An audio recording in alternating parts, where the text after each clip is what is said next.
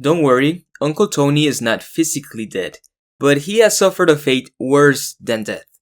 He is no longer a member of the governing body. Just this morning, we received this announcement on jw.org. Let's read it together.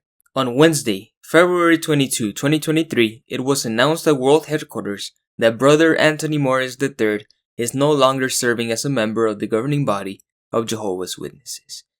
Man, you can find this announcement under the newsroom section of jw.org, a small piece of text hidden between huge pictures of unrelated news. Watchtower really tried to keep this announcement as low-key as possible. The last governing body member that was taken off the leadership position was Raymond France, who would later become the greatest apostate of all time. This is huge. Governing body members are meant to serve for life, even if they're living fossils and their mental capacity is not all there anymore. But you might be wondering, what the hell happened here? Did Tony Morris do something wrong? Is he sick? Did he walk into the liquor store, never to be seen again? There's a lot of speculation floating around the internet, so I present you with some ideas about what happened. We're all brainstorming here, so take all these suggestions with a grain of salt. We've all seen that infamous video of Tony Morris caught buying $1,000 worth of scotch on a Sunday morning, known as Bottlegate. But for years, I have seen comments of people saying that Tony Morris looks buzzed under the influence of alcohol on many of his talks. A kind of high-functioning alcoholic. Maybe Tony couldn't control his drinking, lost face, and had to be disciplined. Maybe he was caught outside his room in Bethel, completely smashed. There's no way to be sure. But this idea makes the most sense to me. In his autobiography, which you can find on jw.org, Tony recalls his time in Vietnam and how years after the war, he could still recall the horrific images of his time in the jungles. I quote, "In war, people do horrible things. I was no exception." If Tony Morris didn't seek any professional help, then his PTSD probably got really bad.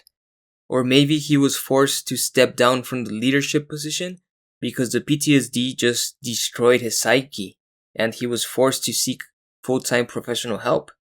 The announcement is just so vague. On one hand, it reads just like a discipline announcement that is made in congregations. You know, when a member is disfellowshipped, they say, "So-and-so is no longer one of Jehovah's Witnesses," or "So-and-so is no longer an elder." I don't think Uncle Tony was disfellowshipped because he's still addressed as a brother, but he wasn't even thanked for his decades of service to the branch. It's all very unceremonious, which makes all of this so strange. The second theory that's going around is that Tony Morris was removed due to the investigation going on in Pennsylvania. In case you don't know, the District Attorney of Pennsylvania has arrested 9 Jehovah's Witnesses since October 2022 for their abuse of children. Not only that, but all elders in the state of Pennsylvania have been subpoenaed. I think that's how you pronounce it. Subpoenaed? Okay, which means they cannot destroy any congregation documents in their possession. These documents are to be handed over to the law firm that Watchtower has hired to defend them, which just happens to be the same law firm that defended the Catholic Church a few years back. Every single elder in the state of Pennsylvania is subject to a criminal investigation. Maybe Tony Morris was involved somehow in the state of Pennsylvania and will be called to testify soon. I'm not saying he committed any crimes, but maybe he was aware of some stuff happening there. The thing is, I found no evidence that he ever served in Pennsylvania. Maybe the timing is just a strange coincidence. Well, if you want to learn more about that Pennsylvania case, I direct you to this excellent video by The Critical Thinker. There's a link down below. That's gonna be a shit show for Watchtower. So, what happened to Uncle Tony? Only time will tell. Maybe we'll get an insider tip from a Bethel PMO. Maybe Watchtower themselves will make more announcements in the future, although I really doubt that. Or maybe he'll show up on Lloyd Evans' bunker with scotch on one hand, becoming the ultimate apostate. Who knows? Reality is stranger than fiction.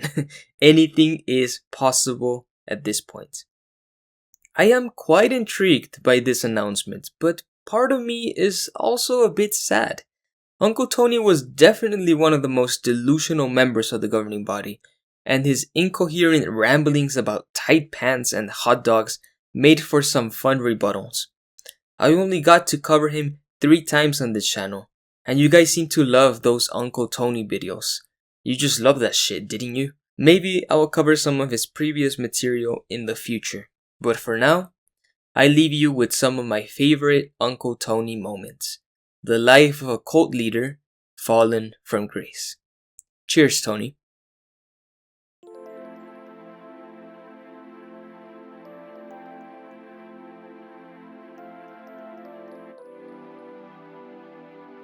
The apostates and the enemies of Jehovah would say, "Oh, that's gruesome, that's despicable. You teach your people these things?" No, God teaches his people these things. This is what he's foretelling.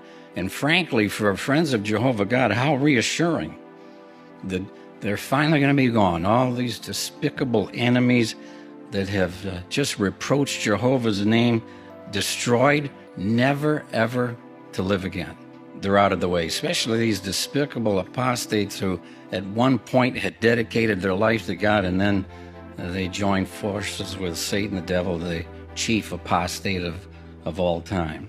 They will vanish like smoke. So I thought this would be a nice memory aid to this verse stay in the mind. Here's what Jehovah's promising. Hey.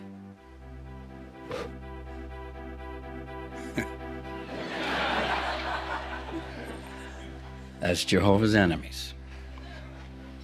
They're going to vanish like smoke. What a godsend this proved to be. Go ahead and use your imagination. Jehovah won't fault you for that. They're going to be sensational. See, I was in Vietnam, a medic in that war. I've seen what happens to humans when they're mangled. You see it on TV and some of that. Well, till you smell human flesh burning from a helicopter crash. People that look like humans, like a hot dog on a grill, blackened and splitting open. I know what's coming at Armageddon. A lot of dead people. A lot of dead people. And we have no intention of stopping there. We're going to talk about money. Now, the fact is we never beg for money, but that's not to say we can't talk about money, reflect on, so that we don't find ourselves, when it comes to contributions on a monthly basis or whatever, empty-handed. You have to take that into account, even if we're in the poor range. Well, that's ridiculous. We're not against education. We are pro-education. It's just that we are selective with who does the educating.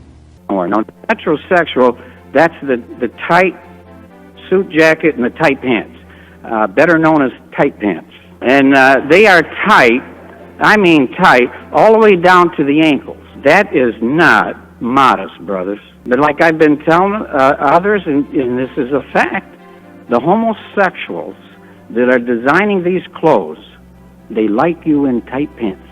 But I'm going to give you a big confession. So that one particular night, we're driving back. It was a little distance from where we were, and they brought that up. They're sitting in the back seat, so we're having this conversation. And I told them, I said, look, you boys remember, you got to keep on the watch. This thing could go on and be ready for it to go to 2020. Honest. I mean, we're talking almost 40 years.